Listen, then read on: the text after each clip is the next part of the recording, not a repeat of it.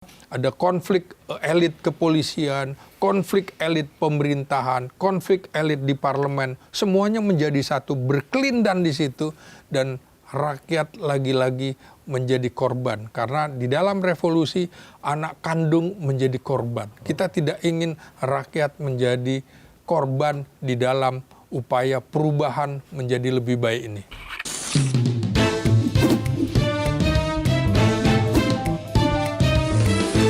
To the point aja. Pak, kira-kira musuh dalam selimut tadi, Bapak tadi juga sempat menyinggung ada berapa? Lebih 50% ya dari yang sekarang berkuasa, sisa yang lama itu. Kalau boleh Bapak, menurut Bapak itu yang kemarin kira-kira ikut atau mungkin langsung atau tidak langsung dalam apa sih saya nyebut ontran-ontran inilah kehebohan kemarin itu, kira-kira berapa orang Pak menurut Bapak? Bapak sempat ngelihat itu nggak Pak? Si A kayaknya ikut terlibat, si B ikut terlibat itu. Ikut terlibat apa? Ini mengkondisikan lah mungkin bahasa ininya. Ada nggak Pak musuh dalam selimut itu? Iya, saya kira begini ya, partai politik pasti punya kepentingan. Kepentingannya adalah merebut kekuasaan. Jadi sesungguhnya musuh dalam selimut itu adalah di koalisi pemerintahan itu sendiri. Jadi mereka punya kepentingan yang sama. Oke, dia sepertinya di depan menggunakan politik dua muka menurut saya. Jadi di depan Prabowo iya, di belakangnya punya kepentingan yang lain. Menurut saya ini harus tegas, harus jelas loyalitasnya kemana. Prabowo harus berani. Nah ini kompromi-kompromi politik terhadap rejim yang lama menurut saya harus dibatasi. Sampai kapan? Oke, sampai 1 tahun. Publik masih bisa memahami. Kalau terus-menerus, termasuk dengan kroni dan oligarki lama, itu harus dibatasi. Kalau tidak, mereka akan menikam Prabowo di balik selimut itu. Oke, berarti artinya kemarin ulah-ulah oknum DPR itu kan ternyata banyak juga yang dari anggota koalisi kan? Berarti jadi warning ya berarti ya? Betul. Jadi tidak bisa dikendalikan. Nah kalau di DPR kan kalau kita lihat isunya, isunya terlalu banyak ya. Anda harus lihat pada demo 25 Agustus kebetulan juga Forum Purnawirawan Prajurit TNI kembali mengirimkan surat lagi. Di poin ke-8 itu kan pemakzulan Gibran ya. Ini memang yang seperti saya bilang, DPR dianggap tidak mewakili rakyat. Kok mereka tidak pernah bisa diterima? Mereka orang-orang selesai dengan dirinya, mereka punya hak sebagai rakyat. Mereka bekas pejuang yang jiwa raganya dipertaruhkan. Apa sih susahnya untuk menerima mereka dan segala macam. Belum lagi kemudian ada tuntutan turunkan ketua DPR, bubarkan DPR dan lain-lain. Jadi fokusnya menjadi ke situ. Jadi menurut saya terlalu banyak kepentingan termasuk geopolitik di mana ada pertarungan antara Cina yang diberikan kesempatan luar biasa era Jokowi misalnya, tentu saja khawatir kehilangan di masa Prabowo Subianto. Dan Amerika juga tentu berkepentingan supaya jangan Cina lagi. Ya gua dong, giliran gua. Kira-kira artinya ada pertarungan kepentingan internasional yang juga ingin masuk ke Indonesia. Kita tahu ketika amandemen Undang-Undang Dasar 45 kita tahun 2002, mereka berkepentingan Indonesia menjadi liberalis dan lain-lain. Jadi masuk akal kalau ada kepentingan asing lewat proksinya di Indonesia untuk membuat kerusuhan di mana-mana.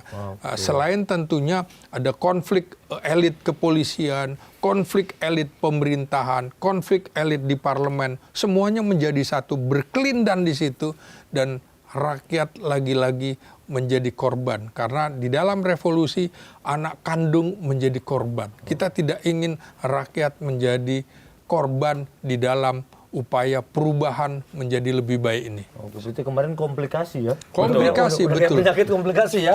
Artinya sudah benar-benar ini ya, melihat situasi ini memang tidak boleh hanya satu sisi ya Bang ya? Iya, betul.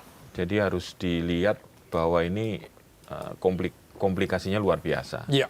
Nah, tadi menarik itu, kebiasaan kita adalah kalau kita itu sibuk ketika menangani akibat. Iya. Ya kan? Nah, sekarang kan semua sibuk nih. Polisi sudah menangkapin provokator, kemudian ini. Nah, di sisi lain nanti sebabnya orang itu menduga masyarakat itu akan lupa. Gitu. Bagaimana anggota DPR masih tetap dapat 50 juta, terus nanti pajaknya masih tinggi. Nah, ini yang akan ditagih juga nih saya kira. Betul. Jadi saya sih kurang setuju ya kalau masyarakat kita itu sekarang dianggap sebagai short memory. Karena apa, Bang Slamet? Karena jejak digital pejabat itu sangat nyata. Betul, gitu. betul. Jadi anak-anak muda sekarang saya pikir cukup berperan ya melalui teknologi sosial media digitalnya menggerakkan nurani lah ya, narasi murni itu untuk menuntut itu kepada publik gitu. Jadi mungkin ini yang perlu ditangkap oleh istana gitu, Pak. Kira-kira gimana, Pak? Iya betul. Jadi Prabowo jangan main di tataran atas, jangan kemudian dia percaya begitu saja pada kelompok asal Bapak senang. Ini tidak cukup dengan meminta maaf kepada rakyat, tapi harus ada kebijakan. Misalnya, cabut undang-undang apa? Kuncinya ini ya. Kemudian konkret, juga, tahun 2011 kita sudah bicara tentang undang-undang perampasan aset. Sampai sekarang belum. Belum. Oke. Artinya, itu salah satu yang akhirnya didesak. apa? Dirampas oleh rakyat. Seperti itu kan. Harusnya ada. Kemudian undang-undang MD3 juga harus diatur kembali. Persyaratan-persyaratan di parlemen. Belum lagi undang-undang yang dulu bermasalah. Ini harus kita angkat kembali. Jadi keputusan-keputusan menaikkan pajak itu harus dibatalkan dan segala macam. Hal-hal yang kira-kira menyengsarakan rakyat itu harus dibatalkan. Itu bukan sekedar kemudian menindak perusuh dan segala macam. Itu sama juga kita sakit cuma dikasih painkiller.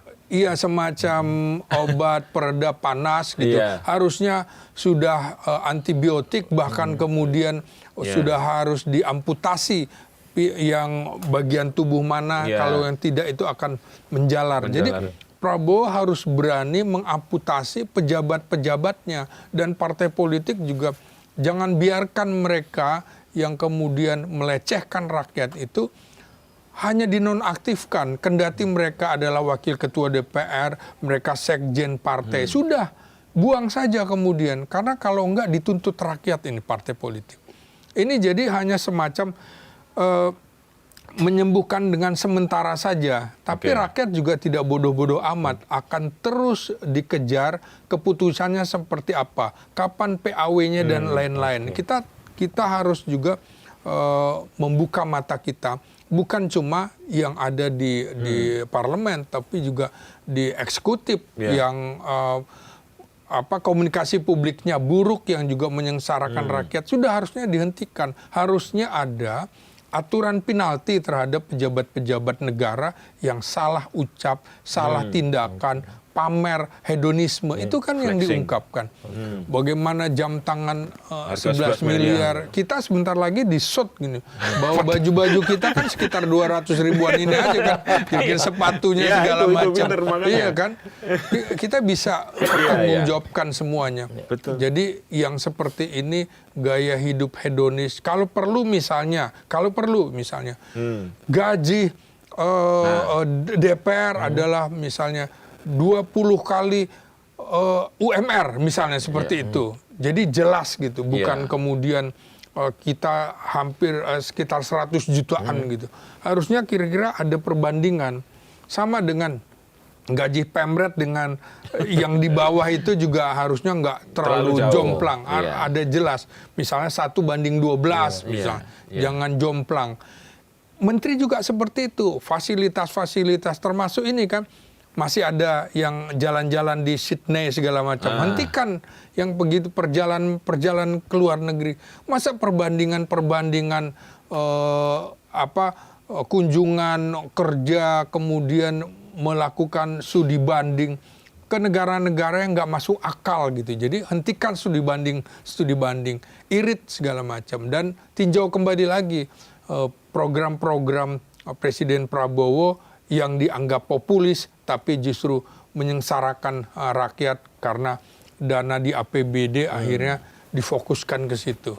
Kita harus fokus pada pendidikan, pada pelayanan kesehatan kalau kita ingin maju seperti itu. Jadi levelnya bukan soal himbauan lagi, ini harus Bukan. ada keputusan jelas ya. Keputusan jelas. Dan keputusan itu pun akan ditunggu Iya. apakah berlaku di lapangan atau tidak. Iya. Termasuk yang simpel itu, yang totot-totot di jalan, Iya. yang selalu macet masih minta jalan gitu. Nah itu kan banyak banget Pak, semua pejabat punya pengawal sekarang. Iya. Itu mestinya juga dihentikan sih. Iya, angkutan publik betul-betul digunakan. Betul. Mereka harus naik angkutan publik misalnya, betul-betul. Itu sepakat banget. Itu konkret gitu. Iya. Jangan kemudian himbauan nggak cukup. Jadi Iya. harus ada keputusan yang jelas dari pemerintah Prabowo Subianto, juga dari parlemen dan lain-lain. Jangan sampai kemudian publik mencatat dan Yes. publik mencatat bahwa ini hanya Main-main. jawaban, hanya ilusi-ilusi dan kita hidup dalam negara yang penuh halusinasi. Kita tidak ingin seperti itu. Pak, berarti tadi kan nonaktif ya, beberapa nonaktif. Berarti harusnya dipecat itu kali ya. Nonaktif itu masih digaji nggak sih? Masih digaji. Ya kalau masih Masih. berarti malah nambah-nambah duitnya nggak berguna dong. Iya, artinya kan sebenarnya fungsi. Mereka berhenti menjalankan fungsinya, tapi masih digaji. Masih digaji karena Harusnya masih- langsung PAW. Jadi diadukan ke Mahkamah Kehormatan MKD, ya. Dewan begitu. Memang prosesnya panjang. Ini semacam bargaining supaya rakyat tenang. Saya kira harus ada keputusan konkret gitu. Jadi semua rakyat juga harus diberikan hak bahwa ini nggak layak.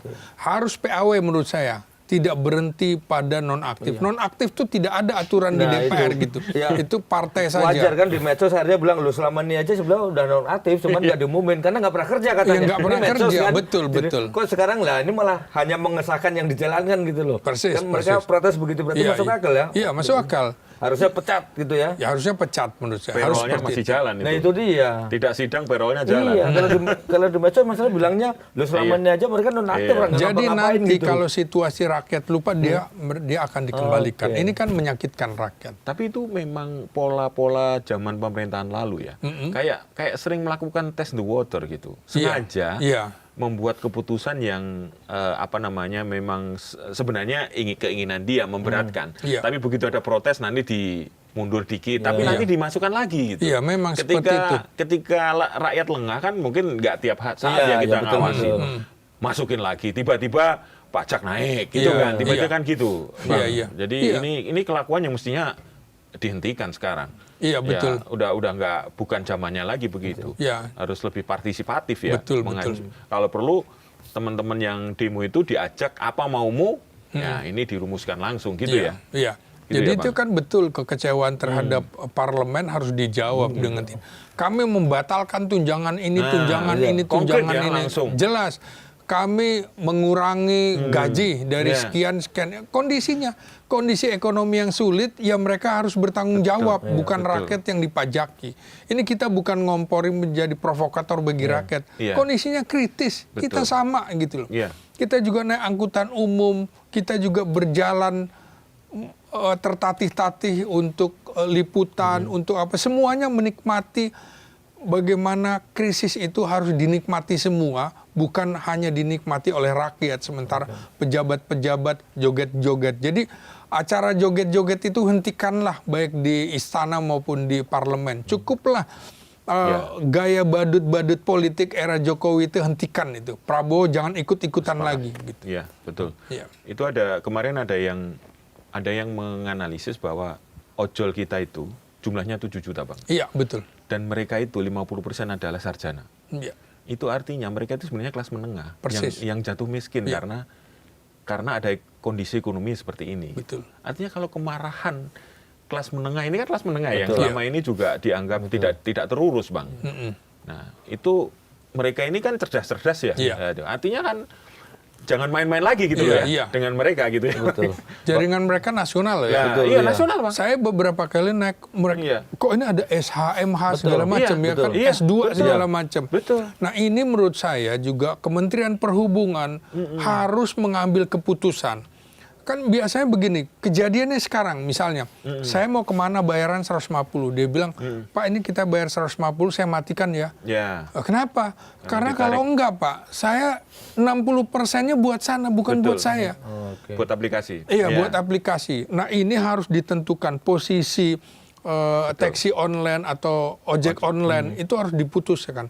Kementerian Perhubungan harus pro rakyat, bukan pro kepada operator segala Iya, macam. iya, iya. Ini mau angkutan plat kuning atau bagaimana? Harus diatur. Iya. Jadi ini jangan Kementerian Perhubungan enak-enak aja nih dalam kasus ini kan. Iya. Jangan semuanya ditimpakan kepada parlemen, Iya. tapi eksekutif. Iya. Ketenaga kerjaan misalnya soal buruh, ya demonya kalau menurut saya kesana aja ke Kementerian Tenaga Kerja, jangan Iya. kemudian ke DPR, nggak bisa juga diharapkan. Mereka Iya. nggak fokus Betul. dengan kerja legislasinya begitu. Iya. Mana undang-undang yang dihasilkan gitu? Ya. Tapi kemarin kalau yang ngelihat nih Pak, mungkin kalau salah dikoreksi lah. Awalnya ke DPR ya, ini emosi memang dengan ulah-ulah oknum sana.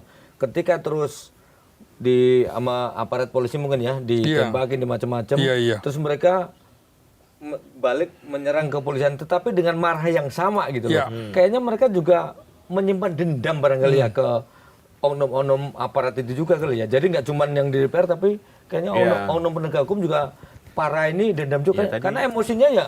Ya itu seperti saya bilang, ini akumulasi 11 tahun itu. Ya 10 tahun era Jokowi dengan hampir 1 tahun era Presiden Prabowo Subianto. Jadi ini Prabowo betul-betul kena getahnya gitu dari kebijakan-kebijakan yang ugal-ugalan di era Presiden Jokowi. Dan sekarang mereka tumpahkan. Kenapa? Karena mereka takut ketika berbeda pandangan dengan pemerintah dianggap musuh negara, dijebloskan ke dalam penjara. Nah, Prabowo menjamin itu, maka mereka berani menyuarakan. Oke. Nah, jadi demo-demo ini akan terus besar di eranya Prabowo Subianto, menuntut seperti itu. Karena waktu itu mereka takut berbeda pandangan dengan pemerintah, dengan negara, karena dianggap menjadi musuh negara. Ini nggak bisa menurut saya. Ini kita harus mengembalikan marwah rakyat itu. Oke.